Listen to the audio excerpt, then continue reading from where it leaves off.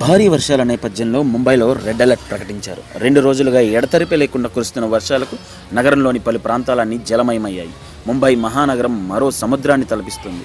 వరద నీరు పూర్తిగా రోడ్లపై చేరడంతో జనజీవనం, రవాణా వ్యవస్థ ఎక్కడికక్కడ స్తంభించిపోయింది. వర్షాలతో ముంబై ప్రజలు తీవ్ర ఇబ్బందులు ఎదుర్కొంటున్నారు. చెంబూర్, పరేల్, హిందాత్మ, వడాలా సహా పలు ప్రాంతాలు నీట మునిగాయి. ముంబై నగరంలో భారత వాతావరణ శాఖ రెడ్ అలర్ట్ ప్రకటించింది.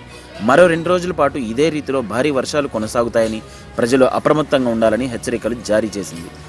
భారీ వర్షాల నేపథ్యంలో హార్బర్ లైన్లోని సిఎస్ఎంటీ స్టేషన్లు, మెయిన్ లైన్లోని సిఎస్ఎంటీ కుర్లా, చర్చ్గేట్, కుర్లా స్టేషన్ల మధ్య సబర్బన్ రైళ్లను నిలిపివేశారు. భారీ వర్షాల కారణంగా ఇప్పటికే పలు రైల్వే స్టేషన్లు వరద నీట మునిగిపోయాయి. వరద నీటిలో చిక్కుకున్న వారిని ఎన్డీఆర్ఎఫ్ బృందాలు పడవల సాయంతో సురక్షిత ప్రాంతాలకు తరలించారు. 2005లో వరదలు సంభవించిన సమయంలో చోటు చేసుకున్నట్లుగానే భారీ ముప్పు పొంచి ఉందని అధికారులు ఆందోళన వ్యక్తం చేస్తున్నారు. ఈ నేపథ్యంలో లోతట్టు ప్రాంతాల ప్రజలు అప్రమత్తంగా ఉండాలని సూచిస్తూ అధికారులు రెడ్ అలర్ట్ హెచ్చరికలు జారీ చేశారు.